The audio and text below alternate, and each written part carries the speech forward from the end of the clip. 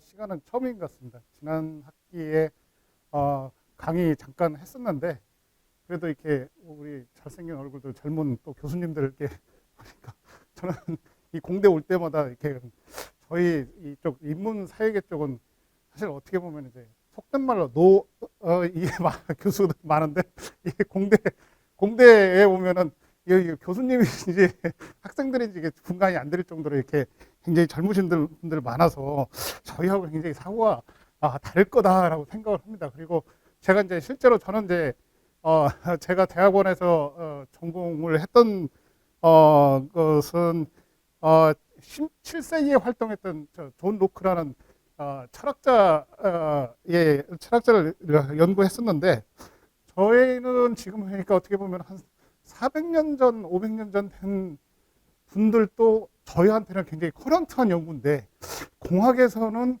거의 뭐 요즘에 반도체 전쟁 보면은 첨단 나노 전쟁 달리고 있지 않습니까? 근데 이제 그래서 저는 저희가 굉장히 노땅이다 이렇게 생각을 하고 있었는데 인문학 쪽 가면은 한 뭐 2000년 전 노자 공자 공부하시는 분도 계시고 여전히 그분들의 생각에는 2000년 전의 생각이 굉장히 커런트한 생각이다라는 그런 생각을 하게 됐습니다. 그래서 저희들하고 이게 이제 사회과학 하는 사람들하고 인문 하시는 분들하고 우리 공학하는 학생들, 학자들 분들하고 사고가 굉장히 좀 다른 측면이 굉장히 많습니다. 그래서 저는 회의 같은 데 가보면 우리 공학 하시는 분들은 딱 정각에 딱딱 맞춰서 오셔요. 네. 저희도 이제 룰이기 때문에 잘 맞춰가려고 하고 또 의대 선생님들도 보면은 거기는 이제 특징이 5분이 오시기로 했으면 5분이 항상 모여서 10분 전에 오세요. 근데 이제 인문학 하시는 분들은 한 30분 정도는 그냥 커런트하게 이제 사고가 좀 다르다라는 여러분들하고 이제 법학은 아마 여러분들이 저희는 이제 공학하신 분들이 전공한 학생들이 굉장히 많이 옵니다. 근데 저희가 인문사회 한 사람들이 공학 베이스로 공부를 더 진행하는 것은 굉장히 어려운 그런 현황이기 때문에 저희들하고 사고는 좀 다르다 그런 측면에서 이 지식재산이라는 걸 보시는 게 좋을 것 같습니다. 그래서 여러분들의 사고하고 여러분들이 어떻게 이 지식재산을 어떻게 보호받았으면 하는 그런 생각하고 법학에서 보는 것은 좀 관점이 좀 다르게 출발점이 다르다 이것은 우리 이제 전제가 된다 이렇게 생각하시면 될 것 같습니다. 우리 이제 현재 이제 지식재산에 관련된 이슈를 보면은 우리가 뭐 지식재산, 지적재산 그런데 저는 용어로는 지적재산이라는 말을 더 선호를 합니다. 선호를 하는데 이게 이제 우리가 이제 잠깐 이게 사고적인 훈련을 하면은 창작이라는 말을 저희들 이제 저희 법 분야에서는 창작이라는 말을 굉장히 많이 씁니다. 창작. 그러니까 창작은 누가 할 수 있는가? 이제 그런 철학적인 그런 문제도 있고 이게 창작이라는 의미와 우리가 이제 개념적으로 구별되는 용어가 노작이라는 말이 또 하나가 있어요.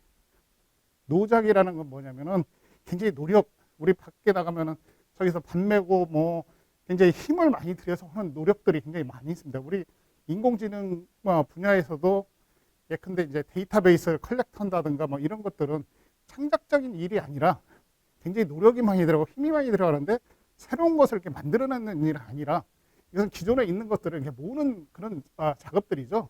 그래서 이제 크게 보면은 창작이라는 개념하고 노작이라는 개념을 구별을 해야 되고 저는 창작이라는 말은 인간의 어떤 지적인 노력의 결과에 대해서만 사용하는 용어가 맞다. 근데 이제 그것을 AI라는 이제 컴퓨터를 컴퓨터 저는 잘 모르겠습니다. AI가 실체가 있는 게 아니라 컴퓨터가 저의 짧은 생각으로는 컴퓨터가 좀 더 진화하면은 그게 AI가 되고 스스로 이제 사고하고 결과물을 도출해낼 수 있는 그런 기계다라고 이렇게 생각을 하고 있는데 그 컴퓨터가 해내는 거에 대해서는 창작이라는 말을 쓰면 안 되지 않느냐 그런 생각을 하고 있습니다. 물론 그건 저희 사회과학은 여러분이 하시는 공학하고 좀 자연과학과는 베이스가 다르기 때문에 어떤 정답이라는 게 없어요. 어떤 산술적인 결과를 도출해서 우리가 정답이다라고 하는 그런 게 없고 단지 좀 더 좋은 생각 그래서 제가 대학에 처음 들어갔을 때 도대체 어떻다는 건지 결론이 어떻다는 건지 잘 모르겠어요. 그냥 다들 교수님마다 다 생각만 하신데 그래서 결론이 어떻다는 거야 했는데 저도 이제 공부하고 교수가 돼 보니까 답이 없고 그냥 생각만 하는 인간이다라는 생각이 듭니다. 그러니까 사람의 사고가 어떻다는 게 그리고 그게 다른 사람들한테 어느 정도 타당하게 받아들여지는가가 중요한 분야가 저희 법학적인 분야입니다. 그래서 이게 절대적인 어떤 잣대에 의해서 아니면 어떤 공식에 의해서 이렇게 답이 나오는 분야가 아니기 때문에 다양한 사고들이 굉장히 많이 존재하는데 컴퓨터가 하는 것은 인간이 하는 것이 아니기 때문에 결론적으로 보면은 그건 창작이 아니라 어떤 저는 수행의 결과물이다 이렇게 표현을 하는데 이걸 창작이라고 하시는 분들이 있다 보니까 거기에서 창작은 우리 보면은 이제 우리 헌법에 보면은 헌법 22조 2항이 발명가의 어떤 창작적인 노력은 법률로서 보호한다 이렇게 규정하고 있습니다. 그러니까 특허법의 대상이 아니야? 이런 생각을 하게 된다는 거죠. 그래서 저는 이 생각이 좀 처음에 시작이 이게 컴퓨터 AI가 수행하는 게 창작이 아니라 그게 결과물인데 그것을 어떻게 보호할 것인가, 법적으로 어떻게 보호할 것인가 이걸 우리가 판단해야 되지. 처음부터 이걸 창작이라고 해서 인간의 사고의 결과물과 동일하게 베이스를 놓고 시작을 하면은 이제 발명 아니면 저작권 보호 대상 뭐 이렇게 잘못 생각하는 게 아닌가라는 그런 생각을 하게 됩니다. 그래서 전제가 지적인 생산물을 창작할 수 있는가? 이것은 뭐 결론적으로 말씀드리면 인간만이 할 수 있는 게 아니냐 이렇게 얘기할 수가 있고요. 그다음에 우리가 이제 논의의 대상을 보면은 이제 AI 자체가 있습니다. 여러분이 만들어내는 AI라는 게 있고 AI를 통해서 얻는 결과물이 또 따로 있죠. 그래서 우리는 이 두 가지를 구분해서 생각하셔야 된다. 법학에서는. 그래서 지금 현재 AI 자체는 하나의 컴퓨터 프로그램으로 해서 지금도 이제 특허라든가 뭐 저작권으로 보호되는 부분들이 있습니다. 그런데 이제 문제는 이제 AI 작업 수행 결과물 자체를 어떻게 보호할 것인가가 이제 문제가 되는데 그것은 이제 앞으로 더 보겠습니다. 그다음에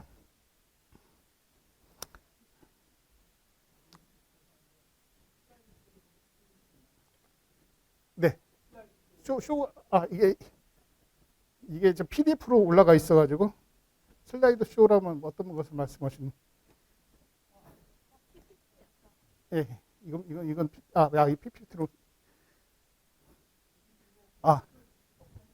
그런가요? 네, 예, 고맙습니다.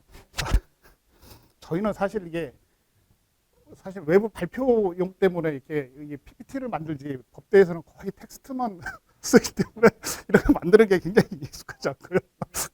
아닙니다. 저도 이렇게 하면서 이럴 때는 좀 배워가면서 이렇게 하고 굉장히 단순한 여기 어떤 슬라이드 쇼도 하고 어떨 때는 뭐가 뚝뚝뚝 떨어지고 그러는데 저희는 뭐 그거 할 줄을 모릅니다. 이게 이제 저 아마 그 공학하시는 분들하고 아까 저 말씀드린 것처럼 인문사회 쪽은 굉장히 늦은 부분이기 때문에 좀 접근 방법이 차이가 있다 이렇게 이해해 주시면 좋을 것 같습니다.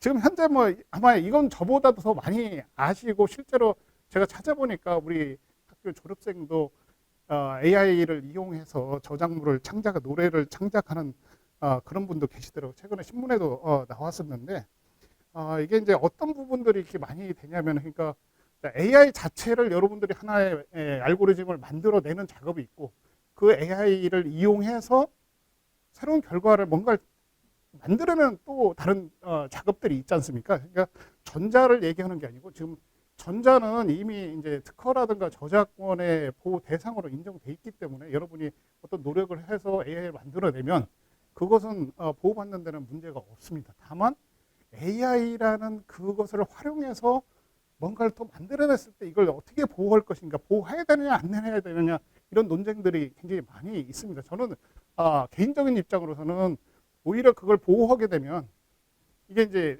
특허 제도 같은 경우에는 여러분 뭐 아바 노래도 보면 Winner Takes All이라는 그런 노래도 있지 않습니까? 노래 가사도 있는데 특허 제도로 이게 AI를 보호하게 되면 후발주자들은 보호받을 수 있는 방법이 없습니다.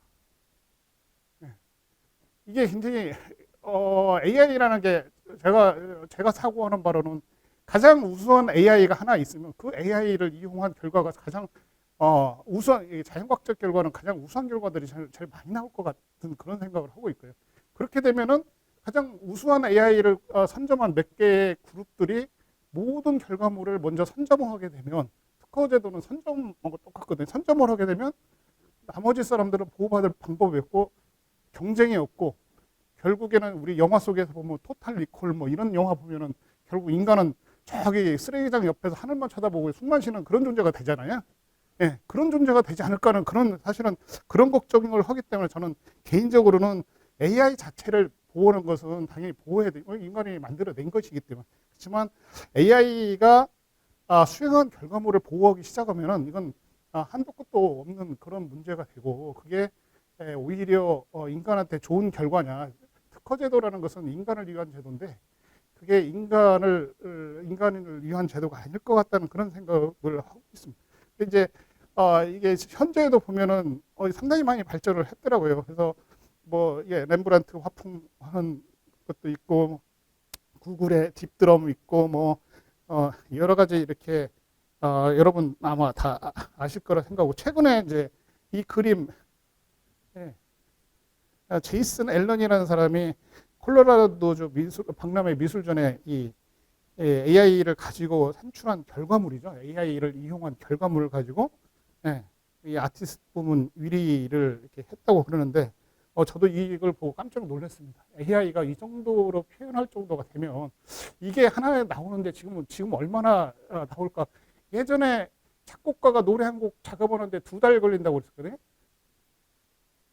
빠르게 하면 2달. 어떤 것들은 뭐 1년 넘게도 걸리겠죠. 많이 하면은, 많이 노력을 하면은. 근데 이제, 제가 마지막으로 기억했던 게 AI 작업이 6분 뭐 이 정도면 노래 한 곡 나온다 그랬는데, 이게 이제 결국 AI라는 게 그 능력이 결국 안에 있는 CPU가 발전하면 발전할수록 더 빨라지지 않겠습니까? 그러면 뭐 몇 초면은 나오고 그게 AI가 각국에 100개씩 있다 보면은 1초면은 100국에 100개 국가에서 100개씩 갖고 있다 보면은 1초면 10,000개. 이건 끊임없는 새로운 결과물들이 나올 텐데 그걸 무슨 재주로 보호하느냐 이제 그런 문제들이 나온다는 거예요. 그래서 이 그림을 보고 굉장히 깜짝 놀랐는데 이게 인간이 그렸다고 하면은 굉장히 상을 받을 만도 하겠다라는 그런 생각을 했는데 이게 AI가 이런 결과물을 가져왔다고 하면은 문제는 이제 이런 수많은 결과들을 우리가 어떻게 감당을 하느냐. 이게 이제 재산권이라는 거 법에서 보면은 재산권이라는 걸 부여하게 되면은 어떻게 되냐면 여러분 제가 이제 저희 고향은 저쪽 금강 하구 쪽인데 예전에는 금강 하구 쪽이 만들어지기 전에 거기가 다 그냥 공유지였어요. 다 뻘이었기 때문에 사람들 접근도 안 되고 이렇게 돼 있어. 근데 거기에 이제 도로가 나면서 해변에 있는 땅들을 다 민간인한테 분양을 해버리는 거예요. 그럼 어떻게 되냐면 공중이 그 갯벌 쪽에 해변가에 다가갈 수 있는 방법이 없어요. 타인의 재산권을 침해하지 않는 한, 타인의 재산을 통과해서 넘어가지 않는 한, 그 바다에 있는 그 수면은 다 공유 수면이라 공유 재산이거든요. 내가 공유자인데 다른 사람의 재산을 통과하지 않으면, 다른 사람의 재산을 침해하지 않으면 내가 그 나의 공유 재산인 영역에 갈 수가 없는 그런 형태가 되고, 제가 미국에서 보면 제가 이제 석사를 시애틀에서 했었는데 거기도 보면 이제 바닷가들이 물론 땅이 워낙 넓으니까 이제 공유재산이 남아있죠. 근데 좋은 데는 벌써 다 분양이 돼서 여기 통과 못한다는 팻말이 다 남아있어요. 그게 이제 재산권이라는 게 그런 역할을 한다는 거죠. 블럭을 한다는 거죠. 그러니까 특허라는 게 굉장히 강한 가장 최초로 출원한 사람만이 특허를 받게 되고 그와 동등한 기능을 수행하는 다른 AI들은 특허를 못 받을 뿐만 아니라 그것을 AI를 활용하는 그 행위 자체가 특허권을 침해하게 되는 그런 문제가 발생합니다. 그래서 굉장히 여러 가지의 문제가 그 공중한테는 부담이 되고 그게 과학자들한테도 굉장히 많이 부담이 될 거라고 생각을 합니다. 이건 뭐 미드저니라는 한 줄을 넣어서 이런 결과물이 나온대요. 한 줄만 딱 넣으면. 예. 미드저니라는 이 프로그램에 What do robots dream of라는 딱 이 한 줄에 한 문장도 안 되는 한 문장이네. 동사와 주어가 있으니까. 예. 넣으면은 이 결과물이 나온대요. 바로 나오겠죠. 이런 경우에 이제 문제는 저작자가 누구냐 이런 문제가 나오고, 예. 그다음에 이제 뭐 구글에 요즘에 많이 구글의 딥드림, 그다음에 넥스트 렘브란트 프로젝트에서 렘브란트의 화풍을 구현하는 AI들이 나와서 렘브란트가 무엇을 그렸을까? 그러면은 알아서 자동으로 렘브란트의 그 화풍을 이용해서 그림을 그려준다는. 저는 이 법학에서 이 스테픈 테일러 박사를 굉장히 고마워해야 됩니다. 이분이 이제 선구자 역할을 했어요. 이분이 뭐냐면은 이게 이제 그 다부스라는 뭐 디바이스 포 오토노머스 부트스트래핑 오브 유니파이드 센티언스라는 이거의 약자인데 이게 이제 발명을 해주는 기계를 만들어낸 거예요. 그래서 이분이 이걸 이용해서 어떤 특허의 대상이라고 자기가 주장하는 수행 결과물을 만들어냈고 또한 저작권의 보호 대상이라는 것을 만들어냈어요. 그래서 이분이 이제 특허를 여러 국가에 출원을 했습니다. 예, 그를 출원을 했는데 뭐 이건 뭐 저도 이건 보고도 이런가 보다 저는 이해는 못합니다. 이 뭐 구조가 이렇대요. 다보스의 구조가 뭐 이렇다고 나오는데 이제 특허법에 아까 말씀드린 것처럼 우리 헌법 22조 2항을 보면 발명가, 저작자, 과학기술가와 예술가의 권리는 법률로서 보호한다 이라고 했어요. 그래서 그 법률로서 보호한다는 그 규정에 의해서 만들어진 게 특허법과 저작권법입니다. 근데 거기서 말하는 헌법에서 말하는 발명가는 우리 심장을 가진 사람만이. 우리 법에서는 심장을 가진 사람만을 어떤 권리 주체, 인격자로 보는 게 아니라 우리 법인이라는 개념도 만들어냈어요. 여러분 법인 아시죠? 연세대학교도 학교 법인이에요. 어떤 무형의 조직도 하나의 권리 의무의 주체가 될 수가 있게 만들어놨고 그걸 이제 법인을 의제했다고 하는데 그런 뭐 밖에 나가면 엄청나게 많은 회사들 있잖아요. 회사들도 이제 상사법인인데 회사들도 어떤 회사의 이름으로 권리를 주고받고 계약도 하고 뭐 이런 걸 할 수 있도록 만들어놨어요. 그러면은 그런 권리 주체가 되면은 발명도 특허도 회사의 명의로 취득을 하죠. 다만 특허 이전에 발명은 사람만이 하는 거냐 아니면 이런 법인 아니면 여기 말하는 다부스와 같은 그런 기계들도 우리가 발명을 할 수 있는 거냐라는 게 이제 법적으로는 문제가 돼요. 뭐 기계적으로는 전혀 문제가 안 되고 명령 내려서 만들어 놓으면 그 기계가 실제 하는 건 맞는데 그게서 법에서 이걸 어떻게 우리가 인식을 할 것인가. 우리가 법에서 이 다부스 뭐 논리적으로는 이걸 이 결과물을 특허로 받아서 이제 특허를 소유하는 것은 여러 가지 방법이 있습니다. 전혀 법적으로 문제가 안 돼요. 근데 이분은 본인이 이제 고집으로 발명하는 기계가 발명을 했어. 근데 내가 소유자니까 내가 나의 이름, 나는 특허권자가 되고 싶고 발명자는 이 기계 다부스라는 이 인공지능 이름을 명명해준 이 다부스가 발명자고 나는 특허 출원자가 돼서 내가 특허를 소유하고 싶은데 발명자는 이 다부스로 해달라고 이렇게 요구를 하는 거예요. 근데 아까 말씀드린 것처럼 특허는 법에 의해서 만들어진 제도고 그 이전에 발명이라는 것은 누가 하는 것이냐라는 거, 그 관점에서 보면은 이게 이제 뒤에 나오겠지만 이제 철학의 문제가 들어갑니다. 철학의 문제가 들어가는데 인간의 권리로 만들어졌어요. 우리가 인간의 권리로 그렇게 의제를 해놓은 겁니다.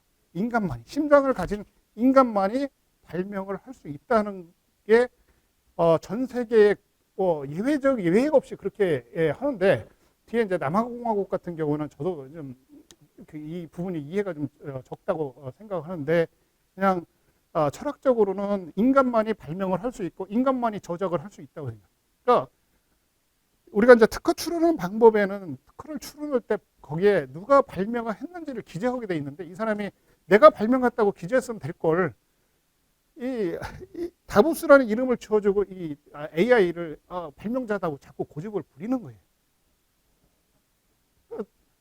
미국이나 유럽이나 다 이제 거절을 합니다. 이거 안 된다. 왜?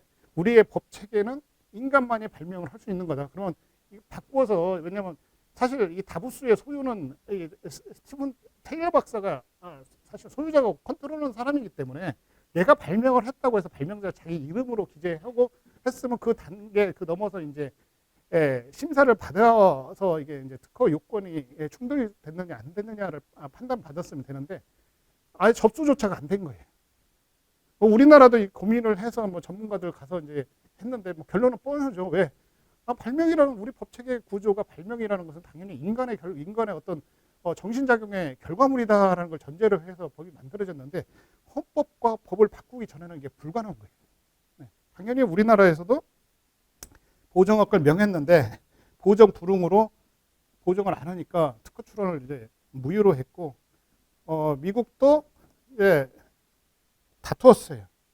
미국도 다투었었는데 미국 특허는 자연인에게만 부여한다는 그러한 특허청의 당연히 이것은 뭐 특허청의 결정이 아니라 법에 그렇게 해석이 되니까 그렇게 한 거고 뭐 유럽 특허청이나 뭐 미국 특허청이나 한국이나 다 거의 모든 국가들이 거절을 합니다. 이건 발명자 사람으로 보정을 하시오라고 서류 잘못됐으니까 서류 수정하라고 이렇게 명령을 내린 거예요. 아직 접수 안 됐어. 당신 이거 잘못됐으니까 고쳐라고 이렇게 한 건데 안 고치는 거예요. 그런데 갑자기 2021년 호주 법원에서 다보스도 우리 특허법 호주법에는 인간만이 발명자가 될 수 있다는 조항이 없어. 그러니까 특허 발명자 기재하는 것도 괜찮아라고 연방법원에서 결정을 했어요. 그게 이제 조나단 비치 판사라는 사람인데 저는 이걸 보고 왜 이런 결정을 했을까라고 굉장히 고민을 많이 했습니다. 왜 특허법이 호주법도 사실 영국법 같기 때문에 영국도 마찬가지. 영국에서나 이제 영국은 약간의 이제 조항이 뭐 컴퓨터가 작업한 수행의 결과물을 저작권을 보호한다는 그런 조항이 있어요. 근데 거기에 보호를 받을 수 있는 사람은 사람으로 이렇게 기재되어 있는 것으로 해석이 되는데 이 호주의 판사는 뭐 여기 보면은 이유들이 몇 개가 나와 있습니다. 그래서 우리는 법에 사람으로 퍼슨이라고 돼 있지 거기에 내추럴 퍼슨, 영어로 내추럴 퍼슨이 자연인이라고 하고 리갈 퍼슨은 법인이라고 이렇게 번역을 합니다. 근데 퍼슨이라고 돼 있지 어디에 이게 내추럴 퍼슨으로 돼 있느냐? 안 된다. 안 된다고 할 수는 없다. 그러니까 된다. 그 다음에 뭐 여기 있습니다. 발명자, 컴퓨터도 이게 뭐 하는 경우에 이의를 붙이지 않느냐. 인벤터에도 이 다보스가 들어갈 수가 있다. 뭐 여러 가지 이유를 제시해요. 제시했는데 당연히 이제 호주 특허청에서 또 이제 이 결정에 대해서 항소를 했습니다. 항소를 해서 올 4월 13일에 이제 호주 연방법원에 풀코트라고 하면 이제 5 판사가 5명이 되어서 이제 결정을 내리는데 여기서 이 발명은 인간만이 할 수 있는 것이다라고 이렇게 판단을 합니다. 그래서 여기도 이제 다른 나라 국가와 같이 판단을 했는데 이제 문제는 이 남아프리카 공화국이 특허 등록 성공을 했어요. 이게 이제 결론만 보면 이제 컴퓨터도 발명을 하는 시대가 됐구나 이렇게 하지만 남아프리카 공화국 이런 쪽의 국가들이 특허 등록 심사 시스템이 제대로 안 돼 있어요. 그냥 형식적으로 그냥 특허 출원서 내면은 등록해 줄게 거의 그 수준으로 하다 보니까 이런 문제에 고민을 안 하고 그냥 등록을 한 결과가 됐는데 그러니까 남아공의 사례가 일반화 될 수 없는 굉장히 극히 예외적이고 그 시스템상 이 발명자를 컴퓨터가 발명자가 될 수 있다. 그런 결론을 내린 판결로 보기는 어렵습니다. 이게 뭐 그러니까 다보스 특허를 찾아보신 분들은 뭐 근데 이게 발명 1발명, 2발명인데 이게 뭐 하나가 이 식품 용기, 두 번째가 이 램프인데 사람의 관심을 집중하게 한대요. 이 다보스라는 게 발명해낸 게 이거랍니다. 근데 이것은 물론 이제 특허 심사를 가서 특허의 요건이 이제 우리가 뭐 신규성이라든가 진보성, 뭐 산업성, 이용 가능성 이 심사를 받아야 되는데 그 자체를 못 받은 거기 때문에 이게 어느 정도 이게 좋은 내용인지는 모르겠습니다. 모르겠는데 아무튼 이걸 발명을 했다고 주장을 한 겁니다.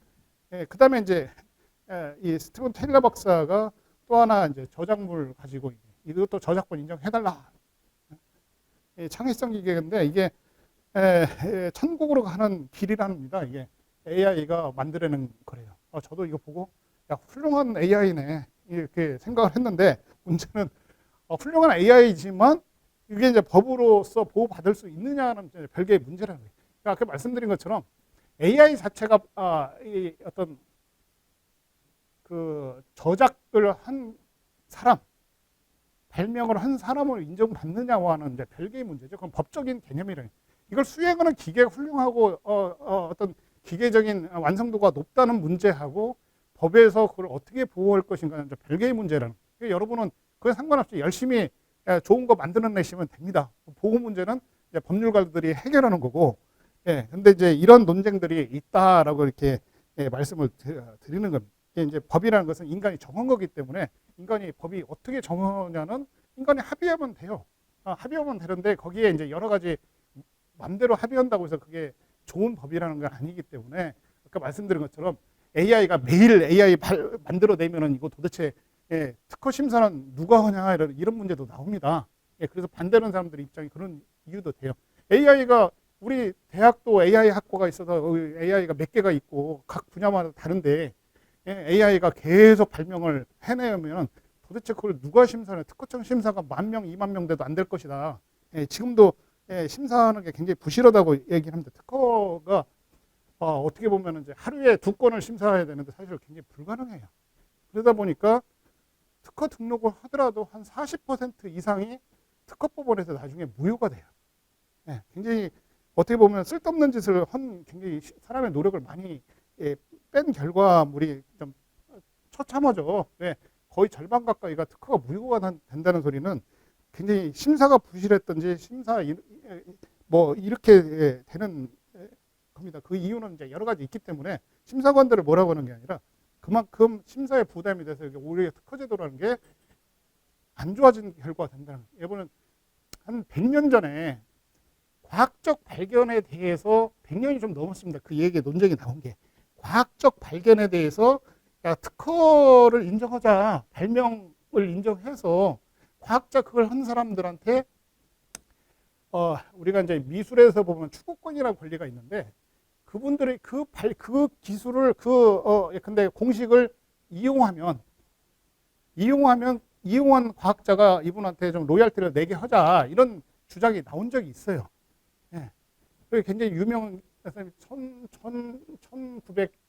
1920년 전후에 이제 이탈리아의 상원의원 러피니라는 사람이 그런 주장도 했었고 그 이전에도 주장이 있었고 그랬는데 그걸 반대하는 사람이 누구냐면은 과학자들이 반대했어요. 왜? 여러분 생각해 보세요. 이 과학자 그 한 사람한테 권리를 주면 나머지 사람들은 다 로열티를 내야 돼요. 그러면 비용이 더 증가하고 더 어려워지겠죠. 그래서 그런 거에 대해서는 우리가 어떤 권리를 인정하지 말자라는 게 과학자들의 전체적인 저는 그런 생각이라고 알고 있습니다. 거기 미국 판례 중에서도 그런 얘기. 패러데이라는 사람이 뭐 전자기장 이론 해서 뭐 그게 뭐 굉장히 많은 우리 현재 어떻게 보면은 이 AI도 그 기술과 이론을 바탕으로 발전되어 온 거잖아요. 그리고 법원 판결에서 그런 얘기를 해요. 야, 패러데이는 굉장히 어떤 사람들한테 유용한 것을 법칙을 발견해 냈는데 그 이분한테 가는 것은 낯승이다. 근데 굉장히 하찮은 거 발명한 한 사람한테는 굉장히 돈이 많이 간다. 굉장히 불공평하지 않느냐. 그런 얘기도 있었어요. 그렇지만 그게 원래 과학에 더 더 부담이 된다는 거죠. 예. 이게 뭐 최근에 이건 뭐 이제 유명한 달리2 이게 뭐 무료라고 제가 알고 있는데 뭐 이렇대요. 굉장히 이게 뭐 그 책받침으로 쓰면 딱 좋은 그림들인 것 같은데 예. 이게 다 이게 어떤 AI가 수행한 결과물이라고 이렇게 얘기합니다. 근데 이제 우리가 이제 역사적으로 보면 AI에 비춰볼 만한 게 딱 하나가 아니라 몇 개가 있는데 그 중에 하나가 이제 카메라. 여러분 카메라 다 아시죠? 예전에 카메라가 처음 나왔을 때는 거기에 딱 누르면 뻥 터지면서 이렇게 비춰서 찍었는데 거의 전 자동으로 이렇게 점점 발전해서 지금은 휴대폰에도 있고 휴대폰에 있는 것도 보면 다 초점 맞춰주고 눈에 초점까지 다 맞춰주고 요즘에는 3D 트래킹 해가지고 초점들이 따라다니잖아요.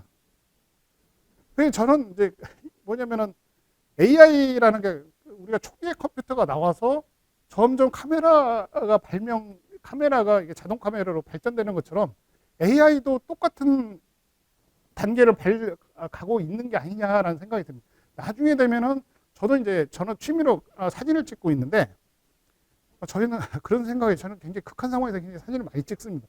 굉장히 빛이 안 좋은 상황, 그 피사체가 움직이는 상황 이런 상황을 찍는데 나중에 돼서 이게 점점 자동화돼서 나 카메라 켜놓고 그냥 있으면 지가 자동으로 사진을 찍어주면 좋겠다라는 이제 우리끼리 농담으로 그렇게 합니다. 그럼 이제 무슨 얘기를 하냐면 그때 되면 사진 찍는 일은 진짜 재미없을 거야. 네. 사진 안 찍어 다닐 거야. 왜?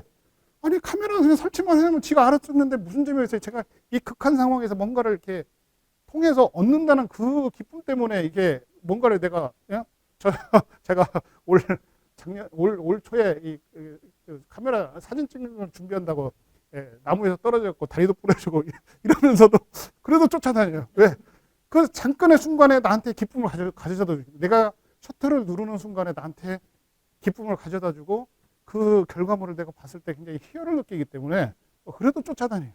근데 자동 카메라 설치해놓고 나 딴짓 없고 밥 먹고 있고 이러면 지가 알아서 찍어주는 시대가 되면 그 무슨 재미로 하러 다니겠어요. 예.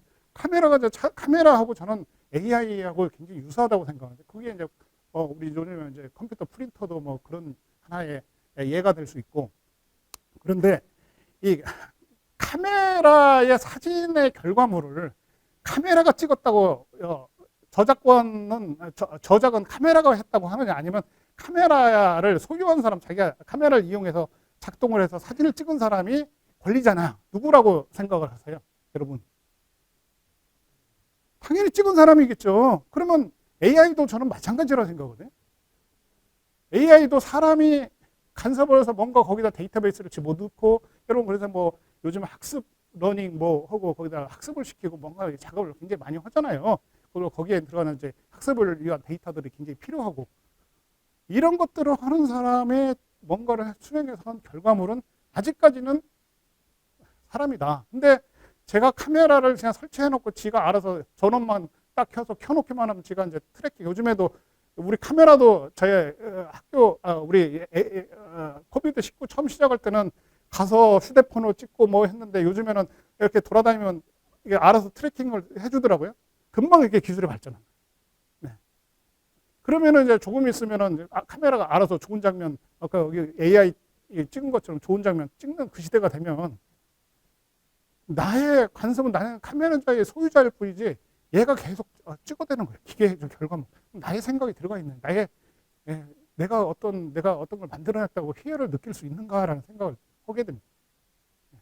그래서 이 카메라가 자동화되면 자동화될수록 인간의 개입 가능성이 줄어들고 어떤 인간의 생각이 들어갈 사고가 없기 때문에 우리가 말하는 이제 저작권이라는 권리는 거기에서는 인정되면 안 될 것이다라고 그렇게 생각합니다. 왜 그러냐면은 여러분의 노력을 보호하지 않겠다는 얘기가 아니라 아직도 보호는 방법 그대로 남아 있어요. 기존의 특허를 통해서 저작권을 통해서 하는데 그렇게 되면 이제 오히려 다른 AI의 수행의 결과물을 차단하는 그런 효과 때문에 후속의 AI가 못 나오는 그러면 이게 새로운 기술이 발전을 못하고 결국은 인간을 위한 AI가 아니라 AI를 위한 AI가 되고 AI 기술 하나의 AI 때문에 나머지 발전을 못 이루고 이런 문제가 나오기 때문에 그렇다. 그래서 카메라가 처음 나왔을 때는 샤를 보들레는 사람은 예술의 가장 치명적인 적 이렇게 했대요. 왜? 자기 생각 없이 카메라 딱딱 찍어주니까 사람의 생각이 못 들어가는 거야. 카메라도 그런 욕을 먹었는데 저는 이 사람의 사고가 물론 이제 카메라가 다 인간이 어느 정도 컨트롤하기 때문에 카메라가 아직까지는 남아있지만 카메라 사진도 저작물로 인정받지만 그게 이제 심해지면 좀 어렵지 않는가라는 생각이.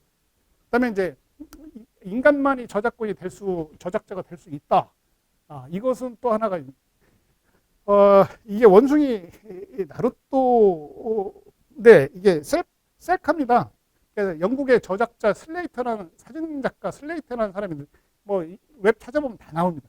이 슬레이터라는 사람이 인도네시아의 슬라베시 섬을 이제 사진을 찍으려고 여행을 하다가 이제 쉬려고 카메라를 놨는데 원숭이가 자기 사진을 찍었어요. 근데 그 사진이 굉장히 많아요.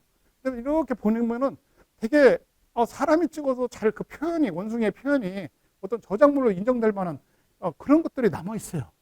그래서 이제 이게 저작자가 원숭이냐 아니면 사진을 찍은 사람이냐 뭐 이런 논쟁이 벌어졌습니다. 뭐 이걸 자세히 얘기하기는 시간 때문에 그런데 결국에는 여기 보면은 이제 이 원숭이가 저작자가 될 수 있느냐라는 그런 문제가 이제 근본적인 우리 지적재산권법에 있어서 영역에서 문제가 됐는데 아까 말씀드린 것처럼 원숭이가 셀카로 찍은 것은 인간의 개입이 없었던 겁니다. 그렇기 때문에 법원에서 결론적으로 이것은 인간의 창작물이 아니야. 그러니까 저작권의 보호 대상이 아니다. 이렇게 결론을 내렸습니다. 이게 여러 가지 이제 재밌는 얘기들이 사실 있습니다. 거기에 이 소송이 이루어지긴 배경도 보면은 재미가 있는데 한번 안 보신 분들은 보셔보면은 인터넷 찾아보면 뭐 나루토 하면은 나루토 그냥 치면은 일본의 게임 이름이 나옵니다. 근데 거기에 원숭이 사진 뭐 저작권 이렇게 치면 다 나옵니다.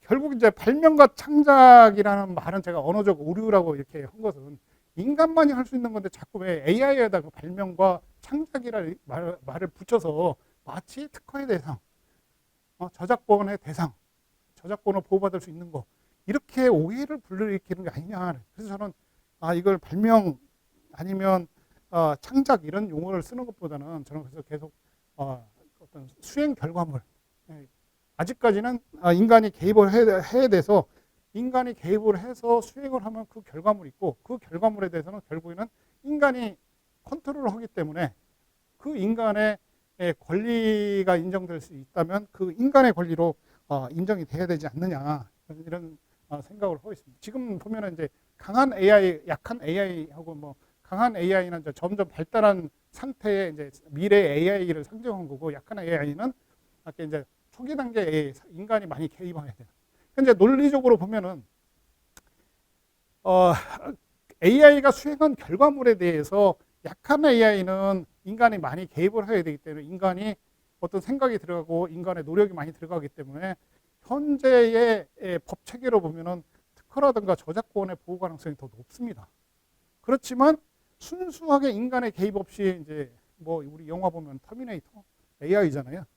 스스로 이렇게 생각해서 뭔가를 만들어내는 것은 인간의 사고의 결과물, 인간의 어떤 정신적인 노력의 결과물이 아니기 때문에 그것은 현재의 법 체계로 보면 보호 대상이 아니다라고 이렇게 얘기를 할 수 있습니다. 그건 아직까지는 이제 확고하게 정리된 것 같습니다. 그 부분에 대해서는 법률가들 사이에 이렇게 우리 이제 다시 이제 1600년대로 가면 이 로크라는 사람은 1632년에 태어났습니다. 여러분들은 뭐 자연과학적으로 보면 진짜 뭐 중세가 원시시대 뭐 그런 거겠죠. 근데 저희는 아직도 이 사람의 사고를 생각해서 지금 현재의 법 체계에 대해서 어떤 정당성 뭐 이런 얘기를 하는데 결국에는 이 로크나 헤겔 같은 사람의 생각은 뭐냐면은 권리는 인간의 권리다. 재산이라는 건 특허권이라든가 저작권 이런 것. 헤겔 같은 사람은 자유의지를 가진 프리윌을 가진 사람이 자기가 정신작용에 의해서 뭔가를 외부에다가 이렇게 띵을 만들어내면 거기에 이 사람의 인격이 부여됐기 때문에 그 사람이 권리다. 그러면 이제 반대로 생각하면 인간만이 그런 작업을 행할 수가 있겠죠. 예. 그래서 이 사고들이 아직 우리의 법 체계를 지배하고 있다 이렇게 보시면 됩니다. 물론 여기에 보면 이제 공리주의하고 실용주의 철학들이 이제 들어가 있어요. 공리주의하고 실용주의인데 공리주의는 이제 좀 다릅니다. 최대 다수의 최대 행복. 그래서 굉장히 집단주의고 이게 이제 공리주의 욕하면은 공리주의를 이렇게 싫어하는 분들은 이게 인간성의 말살이다. 전체주의다. 네. 개인의 행복이 아니라 집단 전체 행복을 최대 가치로 봤기 때문에 그런 이제 비판도 합니다. 이제 극단적인 사고들을. 근데 이 사람들이 의도했던 것은 그게 아니죠. 그다음에 실용주의 철학은 이제 미국으로 넘어와서 이게 특허제도라는 것은, 그러니까 공리주의 철학에서 보면은 특허제도는 좋은 제도가 아니에요. 왜? 어떤 사람은 한 사람한테 독점을 주기 때문에. 왜? 공유하면은 저하고 여러분하고 지식을 공유하면은 여러분이 이 저하가 저만큼의 지식을 지금 제가 말하는 만큼의 지식을 공부하기 위해서 10시간이 필요했다. 여기 50명이 들어왔다면은 제가 이 500시간의 시간을 절약해 준 거 아닙니까? 그죠? 간단하잖아요. 공리주의 철학에서는 그렇게 얘기합니다. 공유해야 돼요. 공유하면 그만큼 전체 사회 가치의 전체 최대 다수의 최대 행복이 증진되는 거예요. 다만 특허제도라는 것은 그냥 막 무조건 공유하라고 하면 누가 그 노력을 하겠습니까? 노력을 안 하고 그냥 다들 그냥 빨대만 꽂고 있지, 들고 있지. 그러니까 필요악이다 이렇게 생각합니다. 누군가 그런 희생을 하기 때문에 그거에 대한 보상으로서 이 특허제도를 잠시 일시적으로만 인정하자라고 그렇게 얘기를 해요. 근데 이제 같은 체제인 실용주의는 이제 영국이 아니라 미국으로 넘어가서 실용주의가 나타났는데, 실용주의 입장에서는 이런 특허제도는, 특허 저작권 제도는 인센티브다. 그러니까 앞서의 공리주의는 저 사람이 노력했고 희생을 했고 저 사람의 희생을 강조한 사람은 제레미 벤담이고, 그 사람이 가져온 사회적 가치의 증가, 공헌, 컨트리뷰션을 강조했던 사람은 존 스튜어트 밀입니다. 그런데 이제 그게 미국으로 넘어가면은 실용주의 철학으로 바뀌는데, 실용주의에서는 이게 하나의 우리 그 링컨 대통령이 했던 특허제도가 천재 영감에 불을 지르는 것이다. 어떤 인센티브다. 저 사람들한테 궁극적인 가치는 뭐냐면 사회의 부를 증가시키는 건데, 그러기 위해서는 그런 천재라든가 발명가 저작자들한테 어떤 인센티브로서 특허제도를 부여해야 된다 이렇게 얘기를 한 겁니다. 그런 입장에서 보면은 AI가 아까 이 자연법 이론보다는 발명가 이 AI 발명도 그런 결과를 가져올 수 있다라는 그런 좀 더 강한 근거를 가질 수는 있어요. 그렇지만 그게 오히려 이제 결과적으로 보면은 인정이 안 된다라고 얘기할 수 있어요. 그건 이제 뒤에 말씀을 드리겠습니다. 이쪽 철학에서도 로크는, 이 로크라는 사람은 우리가 어떤 자연에 이렇게 노력을 해서 노동을 해서, 이 사람의 예는 뭐냐면 우리 도토리 가을 되면 우리 도토리 주우러 다니지 않습니까? 도토리 주우러 다니는 분들이 계신데, 그 도토리 나무 밑에서 도토리를 이렇게 주우면 거기에 노력이 들어갔다.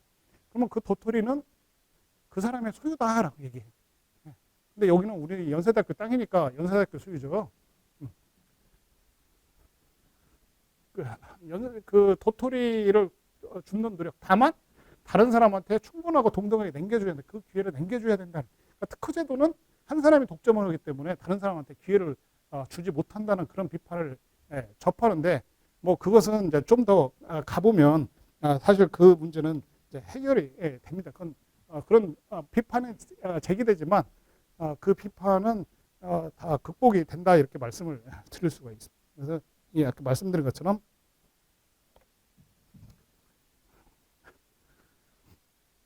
근데 이제 미국에서는 그 당시에는 이제 18세기, 19세기에 이 논쟁이 굉장히 많이 있었는데, 이제 실용주의 철학이라는 게 영국을 지배했고 영국에서 그러니까 미국으로 넘어오면서 이제 미국의 실용주의 철학으로 정착이 됐는데 그게 실용주의 철학이 나타난 게 19세기 18세기 1700년대 후반에서 19세기 1800년대 초반에 나타나서 그게 계속 존재를 했었습니다. 이 당시에 이제 발명이란 도대체 누가 하는 것이냐라는 그런 논쟁이 일어났었어요.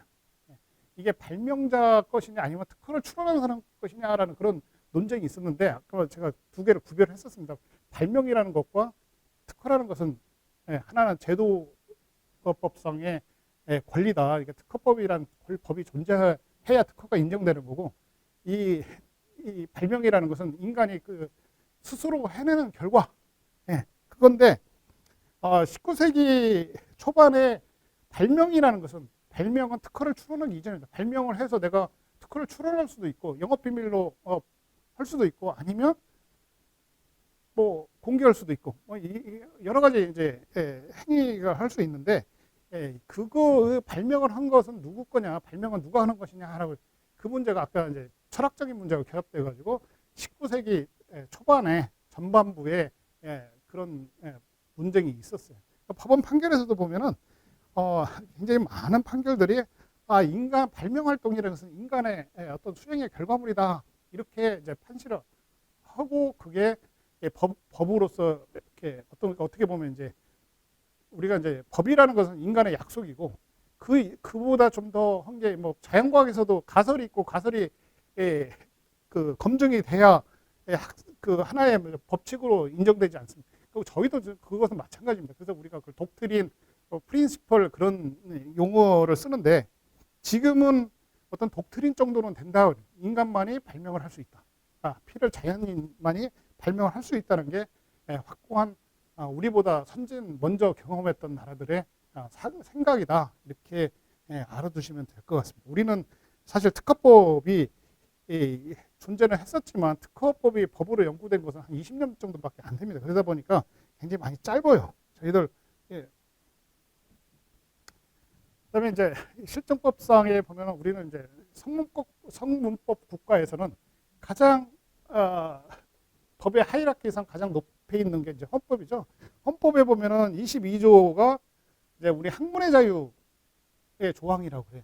그래서 보면은 모든 국민은 학문과 예술의 자유를 가진다 이렇게 있고 우리 연세대학교도 학문을 추구하는 기관으로서 이 조항에 의해서 학문의 자유를 가지는 우리 구성원들, 학생들, 우리 교수님들 다 학문의 자유를 가지는 그런 주체가 되는 거죠. 그다음에 2항을 보면 저작자, 발명가, 과학기술자와 예술가의 권리는 법률로서 보호한다. 이렇게 해서 특허법, 저작권법에 의해서 보호되고 그 법이 인간의 권리, 자연인의 권리로 물론 특허 등록은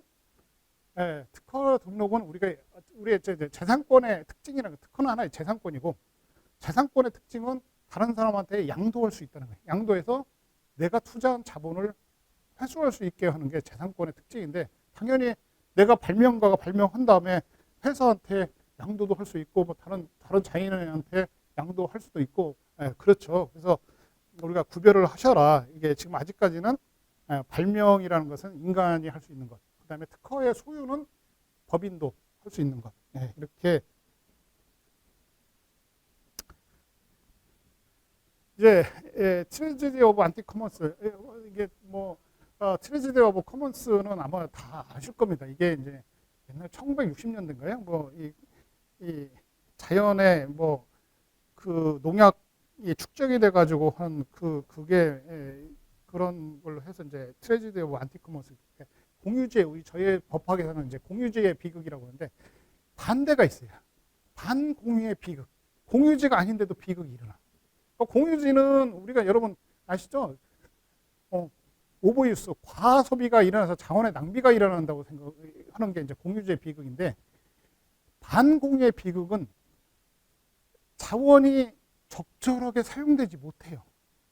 그렇기 때문에 효율적으로 사용되지 못하기 때문에 전반적으로 비효율이 일어나는 게 이제 반공유의 비극인데 여러분은 이제 간단하게 생각하시면 돼요. 지금 앞에 자리는 많이 벼 있고 띄엄띄엄 앉아 있고 옆 뒤에는 이제 바삭바삭 붙어 있는데 앞에 한 자리 이렇게 계신 분은 자유가 많죠. 옆에 이렇게 해도 되고 옆에다 놔도 되고. 근데 뒤에 바삭바삭 옆에 좁게 붙어 있는 분들은 이렇게 앉으셔야 되지. 예. 공간을 효율적으로 못 쓰시잖아요.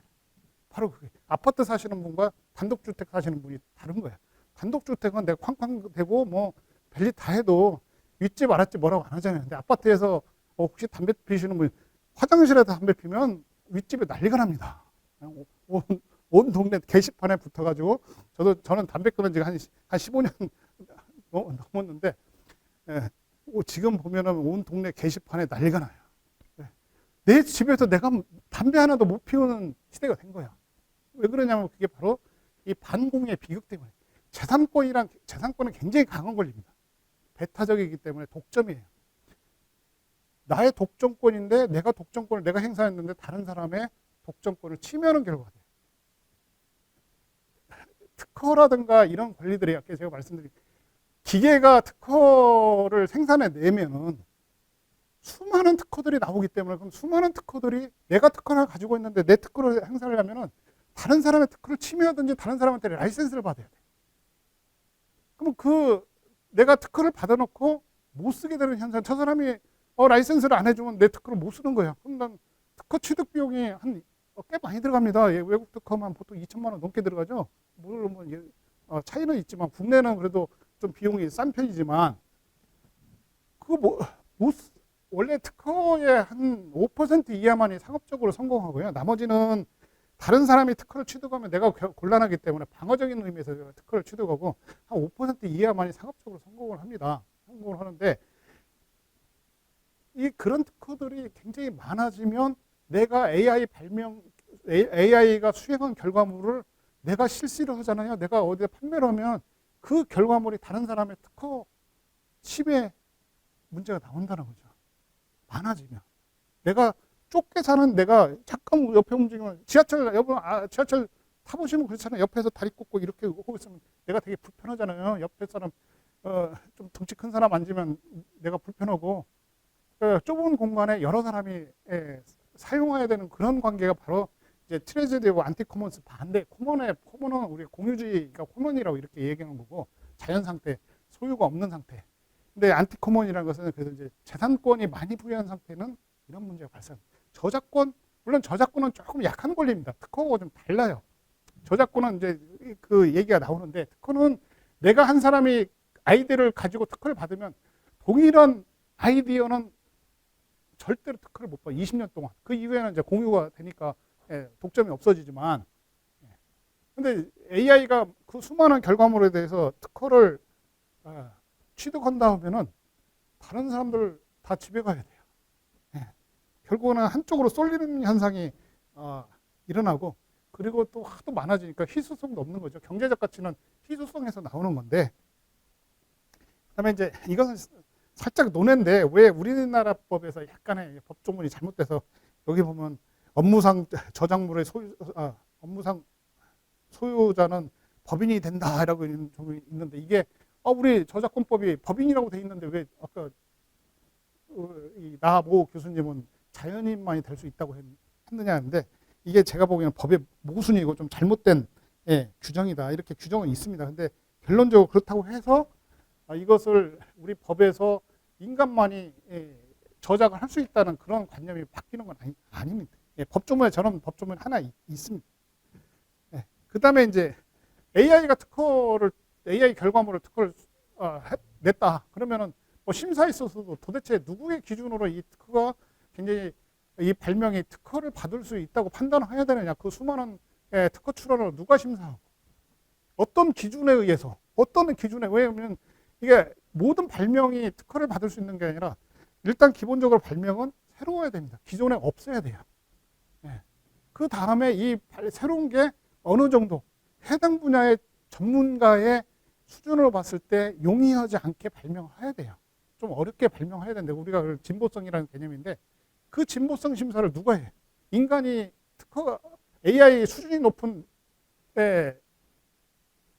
AI 수행 결과물을 인간이 해야 되느냐 아니면 그 수준에 맞는 AI가 해야 되느냐. 그럼 그 수준보다 뛰어넘는 AI가 한 건 대부분 특허를 받는 거고 이 수준이 안 되면 대부분이 못 받겠죠. 이제 실무적으로 그런 문제도 발생한다는 거예요. 예. 그래서 굉장히 어려운 문제들이 많이 있습니다. 그다음에 치매의 문제가 있습니다. 치매 문제가 있는데 우리 졸업생이더라고요. 이분이 보셨는지 모르겠죠. 이번에 저도 이게 이제 이 컬로키움 준비하면서 또 새로운 자료가 있나 정말 많이 바뀌었습니다. 정말 많이 여러 가지 나왔는데 이 허원길 포자랩스 대표가 우리 동문이에요. 예. 이분은 AI로 음악을 만드는 회사라고 합니다. 예. 예. AI가 만드는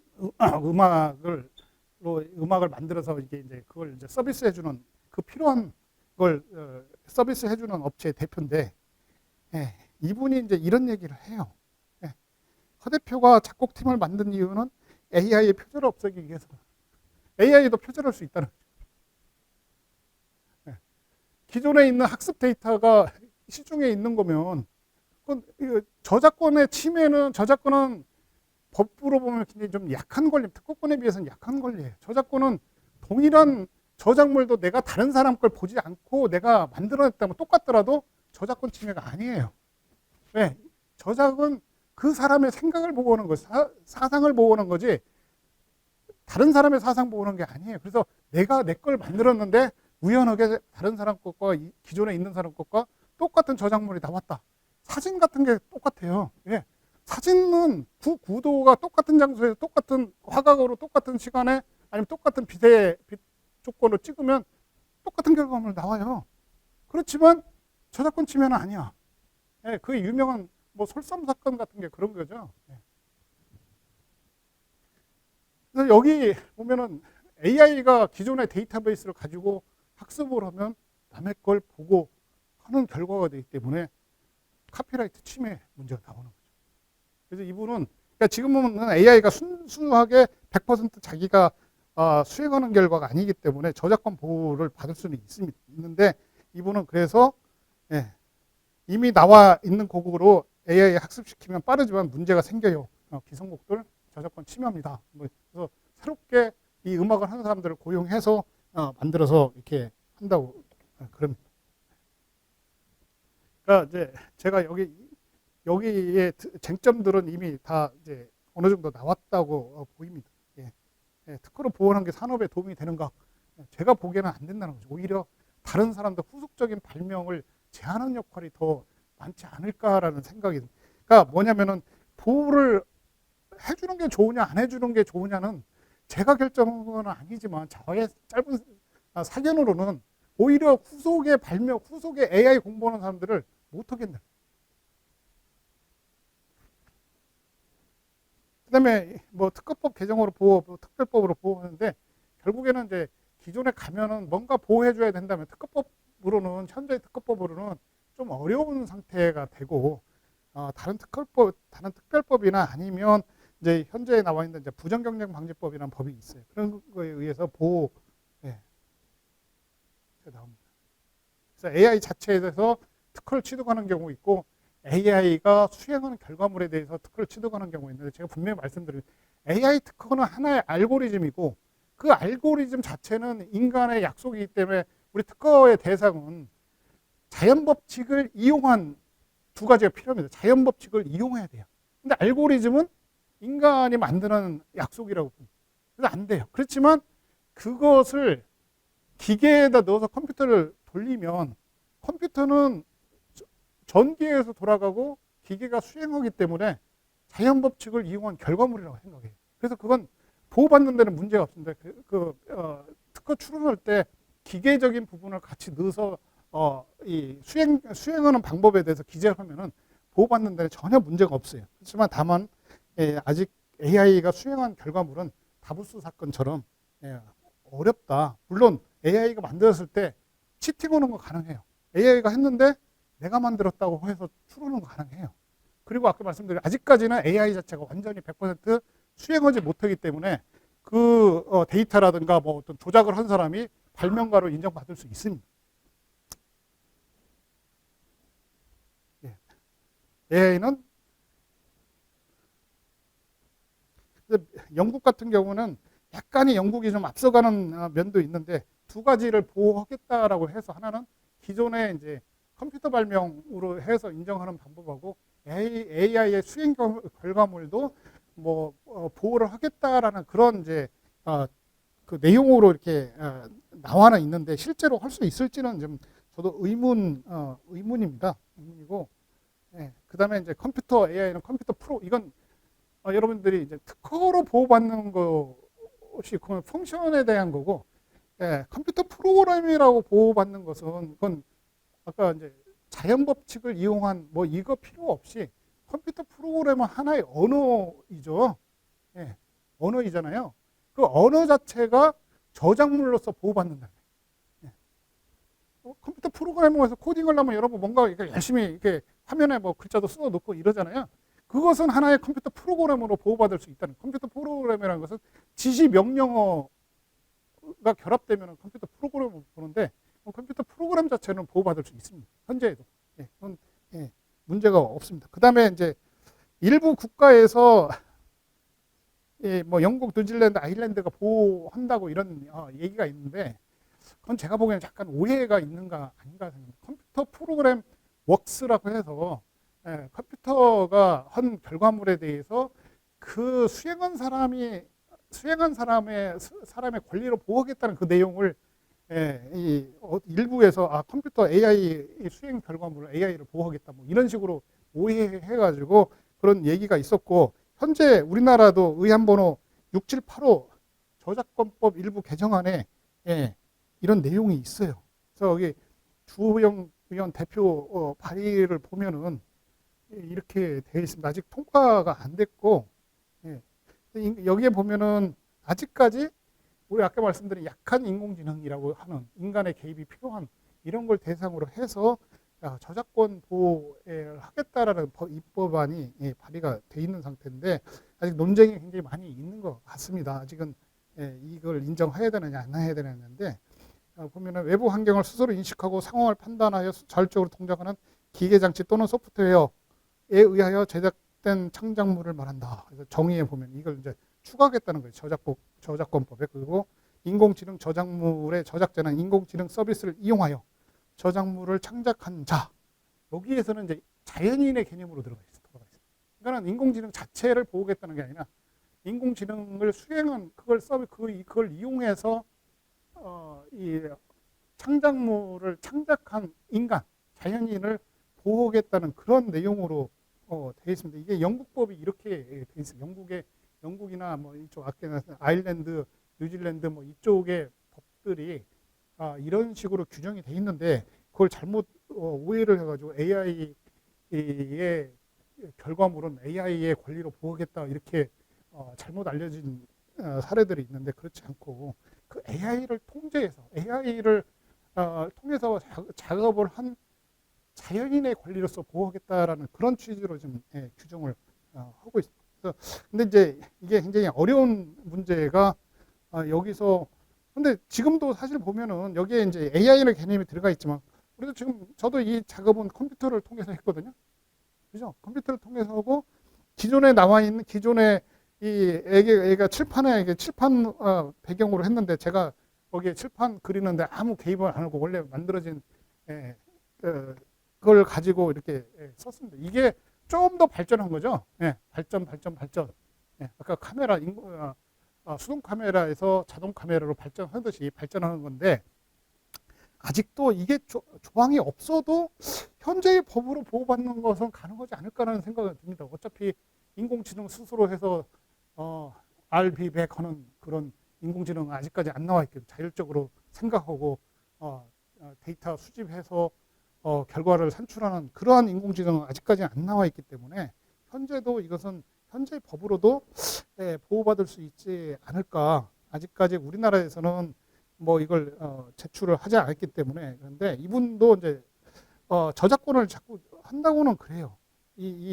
지금 여기 보면은 아까 우리 동문이라고 했던 분 여기 보면은 이제 신문 기사 하다 보니까 글씨가 굉장히 좀 작아졌는데 매주 10곡에서 20곡씩 AI가 작곡한 음악을 올려요. 매주 10에서 20곡씩이면 이거 얼마나 수많은 게 나오겠어요. 이런 회사들이 이제 앞으로 많이 나오면 우리 AI 대학원생들 나가서 창업을 해서 이런 회사 만들어내고 하면은 얼마나 많은 게 나오겠어요. 기존에 이제 먼저 나간 사람이 선점을 해버리면 뒤에 나온 사람은 이제 설 자리가 없어지는 거예요. 그런 문제가 나옵니다. 그래서 제가 반대하는 이유가 이제 그런 거예요. 먼저 선점을 해버리면 그게 블럭이 돼서 새로운 사람들이 설 자리가 없어지는 그런 문제들이 나오고, 아까 왜 과학자들이 과학재산 인정을 반대했느냐.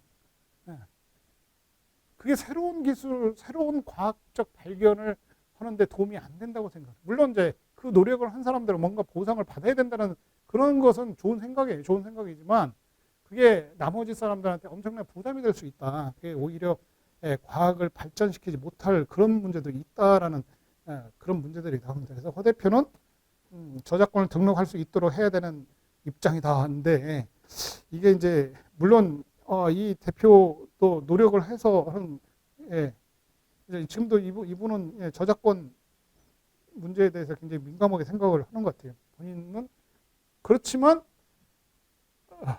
AI가 어느 정도 들어갔느냐. 아까 그 그림들 100% AI한테 야, 너 이런 그림 그려봐 했을 때 딱 나오는 그런 결과물을 자꾸 권리를 인정하기 시작하면은 나중에 서로가 저작권 침해 주장 문제가 나오고, 거기서 다투면서 좋아질 사람은 딱 있어요.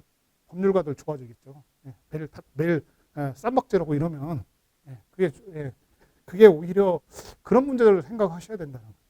여러분들도 한번 내가 권리를 내가 주장해서 취득하면 좋은데 내가 취득하지 못했을 때 나한테 오는 것, 그런 것들이 오히려 이게 결국에는 지적재산권이라는 게 실용주의, 공리주의 입장에서는 결국에는 사회적 효용을 높이고 과학기술 발전시키고 뭐 이런 목적으로 만들어 놓은 건데, 그게 오히려 블록이 될 수 있다. 그래서 예전에 1850년부터 1873년까지 패턴트 컨트로버시 시대가 있었습니다. 그러니까 이제 그 당시에 어떤 표현이 패턴트 모노폴리 포비아, 특허 독점의 공포 시대야. 특허가 주면은 모노폴리가 되고, 이 모노폴리 때문에 사회가 발전이 안 한다는. 그런데 그런 예들이 굉장히 많이 있습니다.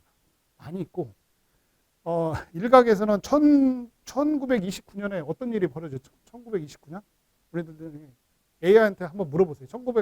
1929년 발생한 일은 대공황이 일어났습니다. 그레이트 이코노믹 디프레션. 대공황이 일어났는데, 예일대 경제학자, 법학자들이 야, 대공황의 원인이 독점이야. 독점은 그 주요한 것이 독점의 일부가 특허입니다. 그래서 미국이 1937년부터 10년 동안, 15년 동안 특허법을 개정하는 작업을 해요. 그래서 1952년에 특허법을 개정을 해버립니다. 그래서 하나의 베리어를 또 만들어내요. 그러니까 그런 역사적 경험이 없으면 특허는 좋은 거라고 생각하지만, 그런 역사적 경험이 굉장히, 유럽에서는 그게 굉장히 많습니다. 많다 보니까 패턴트 모노폴리 포비아라는 말까지 나요. 특허가 그 사람들한테 공포예요. 특허를 누가 받으면 다른 사람들이 자유가 없어지기 때문에 좋지 않다는 생각을 해서 그 사람들은 굉장히 많은 균형을 많이 생각을 해요. 그래서 특허라는 것은 항상 좋은 게 아니다. 아까 공리주의에서도 보면 필요악이다. 그 제레미 벤담은 이런 얘기, 특허는 컨스퍼러시, 공모, 음모야. 사회적 부를 증가시키기 위한 음모다, 이렇게 표현을 해요. 필요악이다. 굉장히 안 좋은 거지만 사람들한테 발명을 시키려면 이 잠깐 동안, 그 당시에는 14년의 특허를 부여했었는데 14년 동안 독점을 부여하자. 그러면 그 14년에 그게 이 사람들한테 동기가 돼서 보상이 돼서 그 희생에 대한 보상이 돼서 새로운 발명을 할 것이다라고 이렇게 얘기를 했던 겁니다. 그다음에 이제 부정경쟁 행위를 이제 마지막인데, 그 현행법상으로 보면은 AI 수행 결과물은 어떻게 보호받느냐, 특허 안 돼, 저작권 좀 어려워. 그렇게 되면은 이제 우리 마지막으로 남아 있는 게 이제 부정경쟁 방지법이나 부정경쟁 행위가 있는데, 그게 일부는 지금 여기 들어가 있어요. AI 학습을 위한 데이터 같은 경우는 함부로 갖다 쓰면은 부정 경쟁 행위가 되도록 만들어냈습니다. 학습 데이터를 보호를 해요. 물론 이제 저작권법에도 데이터를 보호하는데 그 데이터하고 이 데이터는 약간 성격이 달라요. 우리가 학교 도서관에 보면은 도서관에 전자 저널, 전자 자료, 뭐 전자 데이터베이스 있잖아요. 그건 이제 저작권법에서 보호되는 거고, 우리가 이제 학습을 위한 그 AI 학습을 위한 데이터 같은 경우는 이제 부정 경쟁 행위로 이렇게 보호를 하고 있는데, 이 부정 경쟁 방지법에 학습 데이터를 함부로 갖다 쓰면 이런 부정 경쟁 행위로 인정될 수 있다. 그다음에 우리 이제 굉장히 저는 이 조항을 굉장히 안 좋아하는 조항이지만, 타인의 상당한 투자나 노력으로 만들어진 성과 등을 공정한 상관의 관행이나 경쟁 질서에 반하는 방법으로 자신의 영업을 위해 무단으로 갖다 쓰면은 부정 경쟁 행위다, 이렇게 규정하고 있어요. 이게 뭐냐면 이제 AI라는, 여러분 제가 알기로는 컴퓨터 코딩도 굉장히, 물론 이게 굉장히 창의적인 것도 필요하고 뭐지만은 굉장히 노력이 많이 들어가는 작업으로 알고 있어요. 그래서 다른 사람이 컴퓨터 코딩해서 AI 만들었고 그 AI를 이용해서 뭔가 결과물을 만들어냈는데, 그것을 그 사람 걸 가져다 쓰면은 부정 경쟁 행위가 된다. 그럼 어떻게 해야 되냐? 내가 만들어 써라요. 네가 만들어 써라. 그것은 괜찮다는 거예요. 네가 만들어서 네의 수행에 너의 AI 결과물을 네가 쓰는 건 괜찮은데, 다른 사람의 수행 결과물을 가져다 이렇게 쓰면은 이 조항에 의해서 부정 경쟁 행위는 될 수 있다는 현황이, 우리 이제 법의 현황이 그렇습니다. 그래서 저작권, 마지막으로 정리를 하자면, 그러니까 이제 현재 특허권, 저작권의 창작과 발명은 인간의 발명, 인간의 창작을 대상으로 하는 것이다. AI의 수행의 결과물은 그것은 인간의 창작이라든가 인간의 발명의 노력이 거기에 포함되어 있습니다. 그러니까 저급의 AI를 통해서 어떤 결과물은 거의 인간의 노력이 들어가기, 창작의 노력이 들어가기 때문에 특허나 저작권의 대상이 되지만, 인간 없이 스스로 발명을 하는 AI나 뭐 저작물 창작하는 AI 같은 경우는 현재 법으로서는 보호하기는 어렵다. 그다음에 인간의 노력의 결과, 노작, 이것들은 부정경쟁방지법에 의해서 부정경쟁 행위로 보호받을 수는 있는데, 굉장히 추상적인 조항이기 때문에 구체적인 사례를 통해서 이제 구체화가 됩니다. 근데 원론적으로는 가능하다는 얘기입니다. 그리고 말씀드린 것처럼 AI 수준이 높아지면 높아질수록 현재의 법 체계로는 보호하기는 어렵다라고 이렇게 말씀을 드리는데, 그렇게 되면 아까 말씀드린 것처럼 수많은 결과물들이 있을 텐데 그걸 보호 비용을 우리가 생각해야 됩니다. 아까 이 기계 하나가 지금 일주일에 10에서 20곡씩이 나오는데, 그 기계들은 수많은 게 만들어질 수 있고, 그것들의 수행하는 작업들을 보호하기 위한 보호 비용이 오히려 더 많이 들어갈 수 있다. 그러니까 이제 여러분이 특허와 저작권의 보호 수단을 비교해 보면은 그걸 좀 알 수가 있는데요. 우리가 아까 말씀드린 특허라는 것은 굉장히 강한 권리다라고 말씀을 드렸습니다. 우리가 법의 설계를 할 때 특허는 내가 발명을 해내면, 그 유명한 그 칼라 텔레비전 발명자 그 펜스워스인가요? 그 사람의 그 유명한 한 사람이 발명을 해내면 다른 사람이 안 돼. 그 RCA가 그래서 도둑질해 간 거잖아요. 그 한 사람이 특허를 취득하면 다른 사람, 전 세계 사람들 나머지는 특허를 못 취득해요. 굉장히 강한 권리예요. 그래서 법이 어떻게 했냐면은 설계가 출원일로부터 20년. 물론 그것도 계속 늘어난 겁니다. 처음에는 7년 더하기 7년, 14년 보호했다가 지금 20년으로 해요. 근데 저작권은 좀 약한 권리예요. 이렇게 말씀드린 것처럼 내가 저 사람 걸 베끼지 않으면 나도 똑같은 거 만들어내야 돼요. 그래서 어떻게 하냐면 저작권은 내 생전, 내가 살아있는 동안까지 보호하고, 그 다음에 내가 죽고 나서 70년 보호해줘요. 굉장히 오랫동안 보호해주는 거죠. 그 이후에는 이제 공유야. 그래서 요즘에 보면 구글, 구글 북 보면은, 그러니까 우리나라 도서관은 특징이 뭐냐면은 그 저작자의 생존 기간이 안 써 있어요. 근데 미국의 도서관 거 보면은 거기에 몇 년부터 몇 년 써 있어요. 그 사람의 저작자의 생존 기간이 써 있는 거예요. 그래서 거기에서 저작권의 보호 기간을 계산할 수 있도록. 그래서 저작권의 경우에는 굉장히 약한 권리이기 때문에, 왜 독립적으로 다른 사람이 저작을 할 수 있는 걸 허용하기 때문에, 그러니까 똑같은 게 동일한 게 두 개가 존재할 수 있어요. 그 대신에 오래를 보호해 주는, 오랫동안 보호해 주는 거예요. 그러니까 이게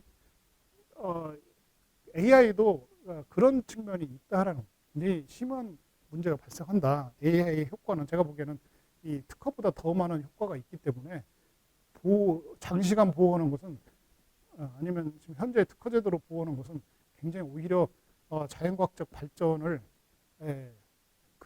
방해하는 요소들이 굉장히 많다. 이렇게 저는 그렇게 결론을 내리고 있습니다.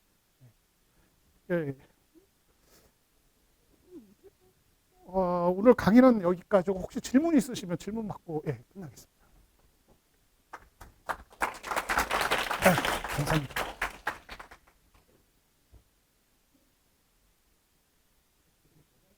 네.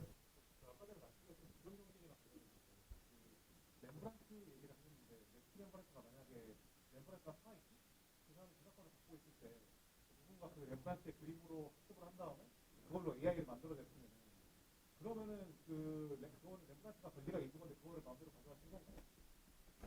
지금 렘브란트는 이제 저작권이 그 당시에는 미술 저작권이 인정된 건 한 100여 년 전밖에 안 되고요. 예전에 미술가들한테는 저작권은 인정이 안 됐지만 그 논외로 하고 저작권이 인정됐다. 아까 우리 이제 그 허 대표 우리 그 졸업생이랑 허 대표가 무슨 얘기 했냐면 기존에 있는 데이터를 가지고 학습을 시키면 음악 데이터를 가지고 학습을 시키면 그 음악의 저작권 침해할 수 있으니까 자기들이 독자적으로 그 음악 그 리듬을 만들어서 입력을 하고 있다고 그랬거든요. 그러니까 똑같은 결과입니다. 렘브란트 그림을 보고 학습을 시켜서 하면은 렘브란트가 현재 그 저작권이 있다고 그러면은 그거에 대한 저작권 침해 가능성이 나오는 거예요. 왜냐하면 저작권 침해 요건은 뭐냐면은 실질적 유사성이라고 얘기합니다. 영어로는 이제 similarity, substantial similarity라고 하고 또 하나가 access예요. 내가 저 사람 걸 봤느냐 안 봤느냐? 봤는데 결과물이 실질적으로 동일하다 하면 저작권 침해예요.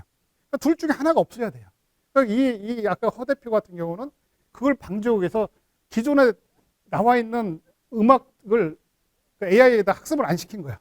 자기가 만들어서 자기가 음악 하는 사람들을 고용해서 거기다 다 입력을 하고 있다고 그래요. 그게 그 문제 때문이었습니다. 그러니까 기존에 있는 학습 데이터를 잘못 쓰면서 하면은 그것은 저작권 침해 문제가 나오는데, 근데 이제 옛날 것을 렘브란트 같은 사람은 뭐 1600년대인가 네덜란드 그때 활동했던 사람이니까 그건 가져다 써도 됩니다. 그건 그 만인의 공유재산이에요. 누구든지 쓸 수 있는 만인의 공유재산이에요. 삼국지 공유재산이에요. 그럼 뭐 상관없습니다. 삼국지 그래서 누구도 번역해서 다 할 수가 있는 거예요. 네. 네.